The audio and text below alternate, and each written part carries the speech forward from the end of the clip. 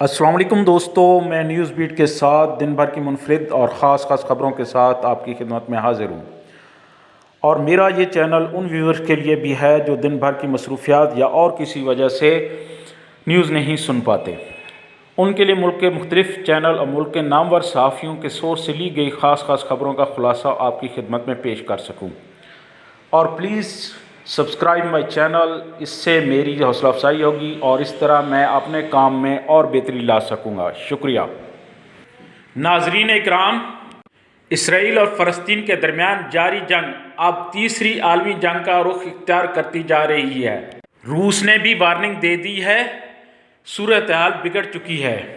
तो वहीं दूसरी जानब अमरीकी बमबार भी पहुंच चुके हैं। रूसी शहरियों के अरब ममालिक से इनखला की इतलात भी इस वक्त मंजर-ए-आम पर आ चुकी हैं और अंदर खाते बहुत कुछ हो रहा है। अरब ममालिक का हंगामी इजलास बुला लिया गया है और मोहम्मद बिन सलमान ने भी एक बड़ा और सख्त बयान फ़लस्तीन के हक़ में जारी कर दिया है। और यूँ लग रहा है कि इस वक्त फ़लस्तीन इस सारे सिनेरियो में और फ़लस्तीन के हकूक़ की जो आवाज़ उठ रही है वो मुस्लिम ममालिक के अंदर ज़्यादा से ज़्यादा सरायत करती जा रही है। तेल की कीमतें बुलंद हो रही हैं, लेकिन जंग इस वक्त भी जारी है।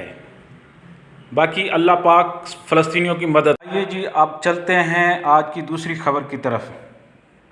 मुस्लिम लीग नून को बंद करने का फ़ैसला किया गया है और ये किसने किया है और मुस्लिम लीग नून को क्यों इतनी सुक्की लेने का शौक़ पैदा हो गया है, जिसकी बिना पर कभी 125 का लालच, कभी बिरयानी का लालच, कभी कौरमे का लालच। बहुत अहम तरीन डिटेल जो मैं अभी आपके साथ शेयर करता हूँ।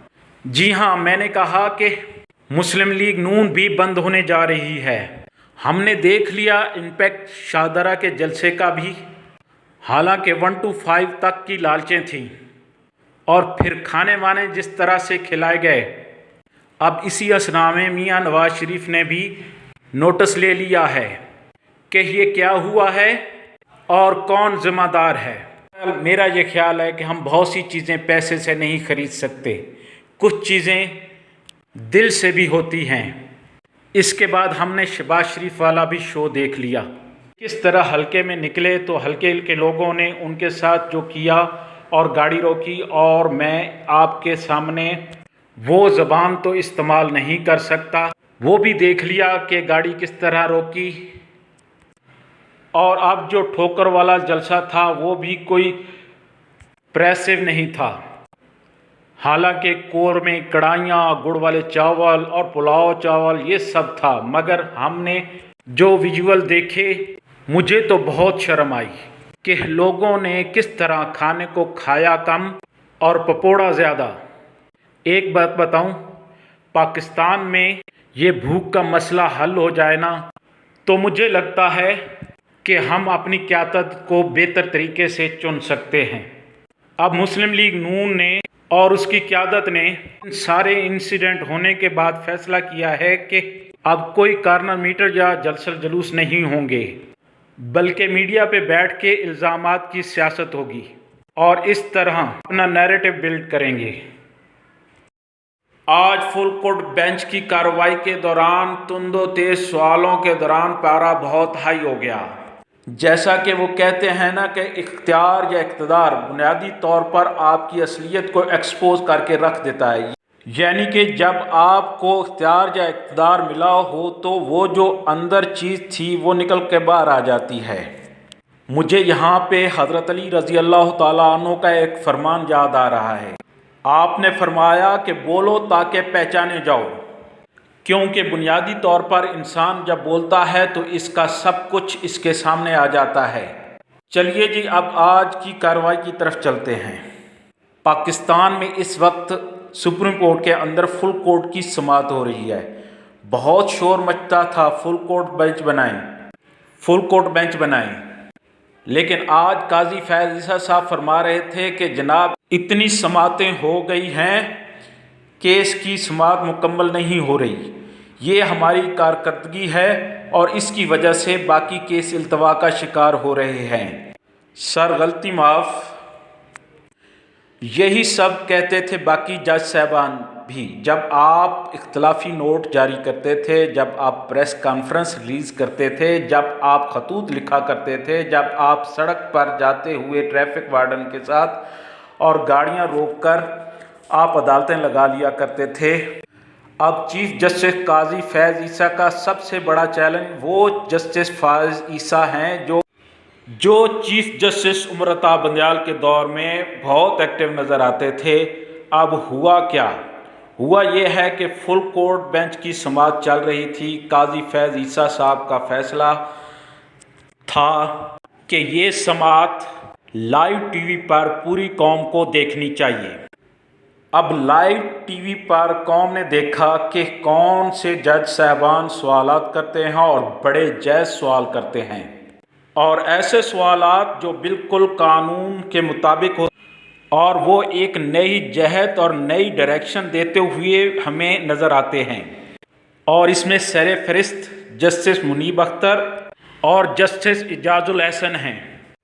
اب اگر جسٹس منیب کے بہترین اور شاندار سوالوں سے کوئی اور انسیکیور فیل کرتا ہے یا کسی کو لگتا ہے کہ جسٹس منیب سب سے زیادہ لوگوں میں مقبول ہو رہے ہیں، تو مجھے نہیں لگتا کہ یہاں پر کسی کو برا منانا چاہیے۔ آج ہوا کیا ہے؟ آج سماعت چل رہی تھی اور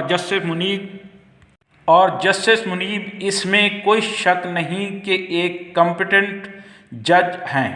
کانسٹیٹیوشن پر ان کی گرپ بہت مضبوط ہے، اس لیے جسٹس بندیال ان کو ساتھ بٹھاتے تھے، اور ان میں جسٹس اعجاز الحسن بھی شامل ہیں۔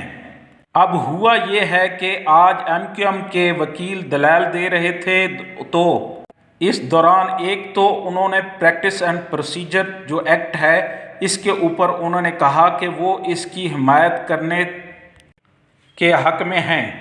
اب فیصل صدیقی صاحب جب وہ دلائل دے رہے تھے تو ان کے دلائل کے دوران جسٹس منیب اختر نے ایک سوال اٹھایا کہ صرف یہ بتا دیں کہ آرٹیکل 151 کے اندر قانون کا کیا مطلب ہے، جس پر جسٹس قاضی فیض عیسیٰ نے ان کو بار بار روکنے کی کوشش کی اور کہتے تھے کہ جو وکیل ہیں ان کو دلائل دینے دیں، یہ ان کی مرضی ہے کہ وہ کیسے دلائل دیتے ہیں۔ تو پھر اس جسٹس منیب کو غصہ آیا اور انہوں نے کہا کہ دیکھیے، بینچ کا حصہ ہونے کے ناطے میرا حق ہے کہ میں سوال کروں۔ جسٹس منیب اختر کو پھر قاضی فیض عیسیٰ صاحب نے کہا کہ اگر آپ نے ذہن بنا ہی لیا ہے تو فیصلے میں لکھ لیجئے گا، جس پر انہوں نے کہا کہ معذرت چاہتا ہوں، مسئلہ اس وقت یہ نہیں ہے کہ میرا ذہن کیا ہے، بلکہ میرے ذہن میں سوال ہے اور سوال کرنا میرا حق ہے، اور یہ قانون کا معاملہ ہے۔ تو جس کے اوپر چیف جسٹس نے کہا ظاہر ہے آپ سوال تو کر سکتے ہیں، لیکن پہلے وکیل دلائل تو دیں۔ اور اس کے اوپر قاضی فیض عیسیٰ کی جانب سے ایک مسکراہٹ تھی جو سب نے دیکھی، اور اسی طرح چیف جسٹس قاضی فیض عیسیٰ نے جسٹس اعجاز الحسن کو بھی روکتے رہے۔ یہاں پہ صرف ایک سوال ہے، ہم قاضی فیض عیسیٰ صاحب کے پہلے والے معاملات کو چھوڑ دیتے ہیں، کیا آج کی اس سماعت سے پہلے قاضی فیض عیسیٰ صاحب چیف جسٹس کے طور پر دلائل دیتے ہوئے وکیلوں کے درمیان میں سوال کیے ہیں کہ نہیں؟ اور میری سب سننے والوں سے درخواست ہے کہ وہ عمران ریاض بھائی کے لیے دعا کریں، اللہ پاک ان کو صحت تندرستی دے، اللہ پاک ان کی حفاظت فرمائے، اور جلد از جلد یہ صحافت کا شیر میدان میں آ جائے دوبارہ سے۔ آخر میں اجازت چاہوں گا، اللہ حافظ، اللہ آپ سب کا حامی و ناصر ہو، دعا میں یاد رکھیے گا۔